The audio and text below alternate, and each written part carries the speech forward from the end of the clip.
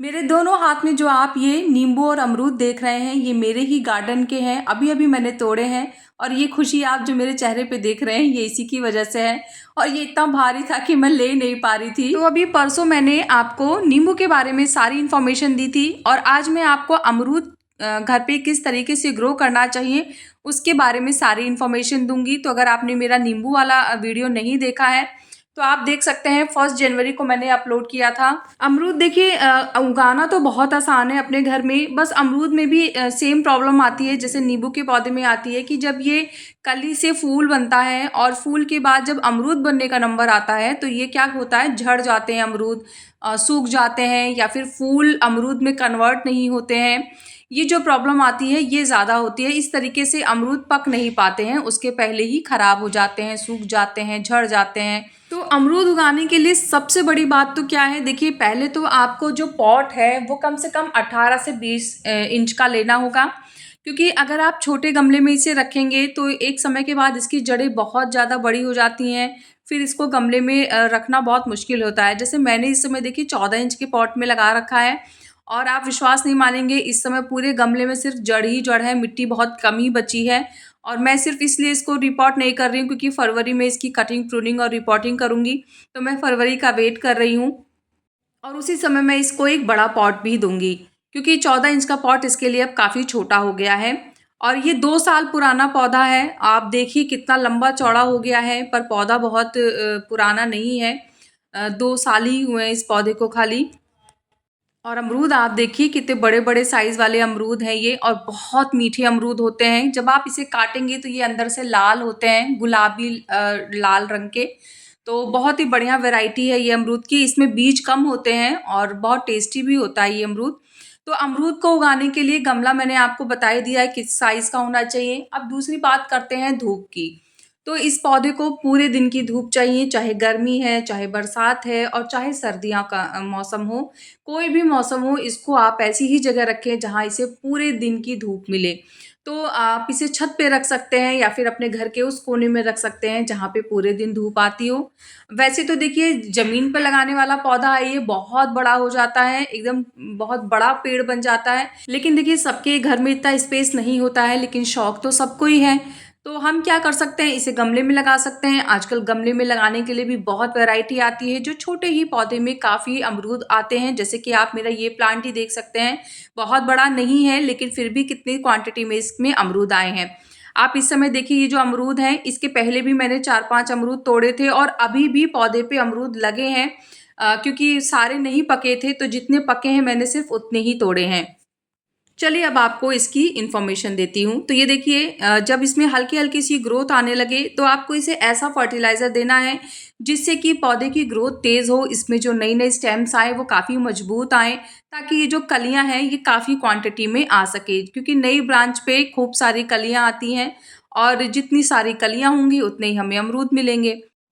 तो देखिए जब नई ग्रोथ लानी होती है उस समय हमें नाइट्रोजन रिच फर्टिलाइज़र देना चाहिए पौधे को, इससे ग्रोथ बहुत तेज़ आती है और ब्रांचेस काफ़ी हेल्दी होती हैं।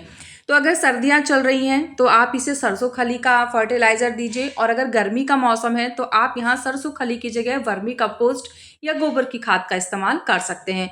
तो अभी क्योंकि विंटर का मौसम है तो मैं सरसों खली ले रही हूँ, आप सिर्फ सरसों खली और वर्मी कंपोस्ट में चेंज कर सकते हैं। तो बाकी सारी जो पीछे मैं खादें देने वाली हूँ वो सब सेम ही रहेंगी। तो मैंने यहाँ पे क्या किया है, सरसों की खली ले ली है, उसके बाद ये लगभग 2 लीटर पानी है और उसके बाद मैंने यहाँ पे नीम की खली का इस्तेमाल किया है। तो मैंने यहाँ पे लगभग 3 बड़ा चम्मच नीम खली लिया है और नीम खली बहुत फ़ायदेमंद होता है और हर मौसम में देने वाला फर्टिलाइज़र है ये, चाहे कोई भी मौसम चल रहा हो। उसके बाद फिर मैंने यहाँ पे लकड़ी की राख का इस्तेमाल किया है। लकड़ी की राख भी आपने देखी होगी वीडियो में, मैं अक्सर ही यूज़ करती हूँ और 2 चम्मच मैंने यहाँ पे लकड़ी की राख का इस्तेमाल किया है। अब इसे अच्छे से मिक्स कर देना है। मिक्स करने के बाद अब हम इसे ढक के छोड़ देंगे कम से कम 3 से 4 दिन के लिए। उसके बाद फिर इसे डाइल्यूट करेंगे और डाइल्यूट करने के बाद आप इसको अपने अमरूद के पौधे पे दे सकते हैं। देखिए ये ऑर्गेनिक फर्टिलाइज़र है और अपने जो भी प्लांट जो है जैसे वेजिटेबल का या फ्रूट का, तो मैं आपको बताना चाहूँगी कि केमिकल ना दें आप उसको तो ज़्यादा बेटर होगा।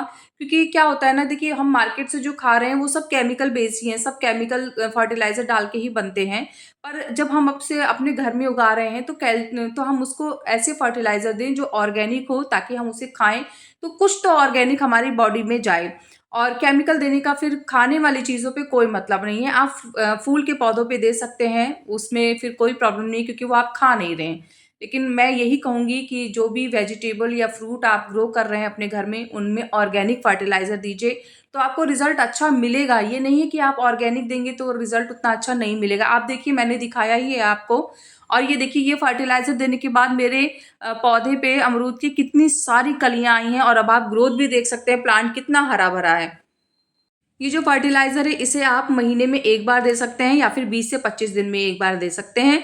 इससे ग्रोथ पे भी असर पड़ता है, और फूल-फल की जो फल सब्जियों की जो मात्रा होती है वो भी काफ़ी हद तक बढ़ जाती है।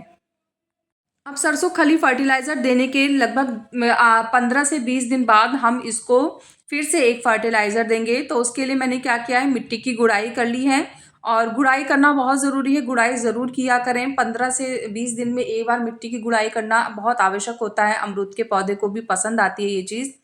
और ओवर वाटर नहीं करना है। जब भी आपको लगे कि पौधे में अब कलियाँ आ गई हैं, बस आपको पानी बहुत कंट्रोल कर देना है, बहुत ओवर फर्टिलाइज़र, ओवर वाटर नहीं देना है, इससे भी कलियाँ झड़ जाती हैं और वो अमरूद में कन्वर्ट नहीं हो पाती हैं। तो मैं यहाँ पे केले के छिलके का इस्तेमाल कर रही हूँ। ये देखिए, ये 2 केले के छिलके हैं, इनको मैंने अच्छे से प्रॉपर ड्राई कर लिया है, और ड्राई करने के बाद मैं इनके छोटे-छोटे टुकड़े कर दूँगी, और उसके बाद फिर हम इसे अपने पौधे पे देंगे। एक और चीज़ है कि अमरूद के पौधे या फिर कोई भी वेजिटेबल या फ्रूट का प्लांट हो, तो उसमें कभी केमिकल इंसेक्टिसाइड स्प्रे ना करें। इससे क्या होता है ना, जो हनी बीज़ वगैरह होती हैं, वो हमारे प्लांट पे नहीं आती। और फिर क्या होता है, ये भी एक रीज़न होता है जब कोई भी फूल फल में कन्वर्ट नहीं हो पाता है। तो हनी बीज़ का हमारे पौधे पे आना बहुत ज़रूरी है, इसलिए हमेशा ऑर्गेनिक इंसेक्टिसाइड यूज़ करें, जैसे नीम ऑयल वगैरह। तो इससे क्या होगा, प्लांट में इंसेक्ट भी नहीं आएँगे जो पौधे को नुकसान पहुँचाते हैं, और तितलियाँ और भँवरे और जो हनी बीज़ हैं वो सब हमारे पौधे पे आएँगी।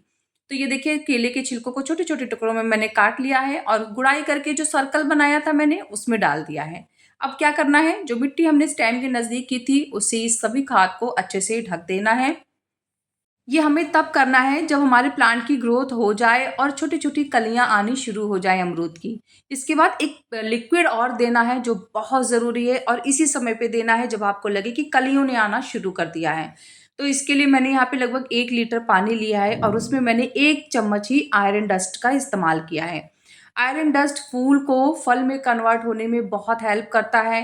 और हाँ, आप लोग अक्सर पूछते हैं कि आयरन डस्ट कहाँ से मिलेगा? तो देखिए, आप अमेज़न पे जाइए, फ्लिपकार्ट पे जाइए, वहाँ पे iron dust fertiliser for plants इतना लिख दीजिए, और आप जब उसको सर्च करेंगे तो आपके सामने ही आ जाएगा।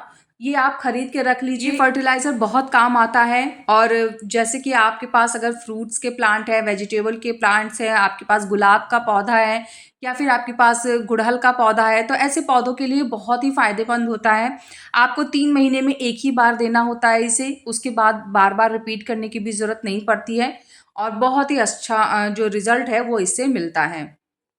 अब देखिए, ये जो सारी कलियाँ हैं ना, अब ये धीरे-धीरे खिलेंगी और फिर अमरूद में कन्वर्ट होना शुरू हो जाएँगी, क्योंकि हमने इसमें आयरन डस्ट और हमने इसको केले के छिलके दिए हैं। तो इससे क्या होगा, इसे पोटेशियम मिलेगा, जिससे कि जो फल हैं या जो कलियाँ हैं वो बहुत ज़्यादा क्वांटिटी में होगी, फलों के साइज़ बड़े होंगे, और ये देखिए, कलियों को देखिए, अब ये खिलनी शुरू हो गई हैं, और नीचे देखिए छोटे-छोटे से अमरूद जो आ रहे हैं, ये देखिए। यहाँ पे ही क्या होता है ना, अमरूद झड़ना शुरू कर देते हैं। कभी-कभी तो फूल ही झड़ जाता है, और कभी-कभी छोटे-छोटे अमरूद बन के वो झड़ जाते हैं। तो ये जब दोनों फर्टिलाइज़र हमने उसको सही समय पे दे दिए हैं, तो अब ये प्रॉब्लम नहीं आएगी। पर हाँ, ये मैं नहीं कह रही हूँ कि सारे ही आपके कलियाँ और सारे ही फूल अमरूद में कन्वर्ट होंगे। कुछ नेचुरल भी झड़ जाते हैं, गिर जाते हैं, सूख जाते हैं। तो वो एक नेचुरल है, कोई-कोई पनपता है, कोई-कोई नहीं पनपता है। पर हाँ, इतना है कि आपके प्लांट में अगर 10 अमरूद हैं, जो कलियाँ आई हैं और फूल बन गए हैं, उसमें कम से कम 5 से 6 तो आपको अमरूद मिल ही जाएँगे। ये तो मतलब ये तो पॉसिबल हो जाएगा। आप देखिए अब अमरूद थोड़े और छोटे-छोटे जो थे वो बड़े हो गए हैं, बहुत ज़्यादा नहीं पर थोड़े-थोड़े बड़े हो गए हैं। और अब ये कुछ दिन और बाद का वीडियो है और अब देखिए वो छोटे-छोटे अमरूद थोड़े और बड़े हो गए हैं साइज़ में। इसी तरीके से धीरे-धीरे अमरूद अपना साइज़ बड़ा करते रहते हैं। पर आपको महीने में 1 बार वो सरसों की खली और जो वर्मी कंपोस्ट का मैंने बताया है कि अगर सर्दियाँ हैं तो सरसों खली और गर्मी है तो वर्मी कंपोस्ट का जो लिक्विड फर्टिलाइज़र है वो महीने-महीने देना है। उसके बाद जो रिज़ल्ट है वो ये है देखिए। तो अमरूद के पौधे से संबंधित सारी जानकारी बता दी है। इसके बाद भी कोई क्वेश्चन कन्फ्यूज़न है तो आप कमेंट कर सकते हैं। कैसा लगा मेरा आज का ये वीडियो मुझे ज़रूर बताइएगा। अगर आपको वीडियो पसंद आया है तो वीडियो को लाइक करिएगा, चैनल को सब्सक्राइब करिएगा। मिलते हैं फिर नेक्स्ट वीडियो में, तब तक के लिए बाय, टेक केयर।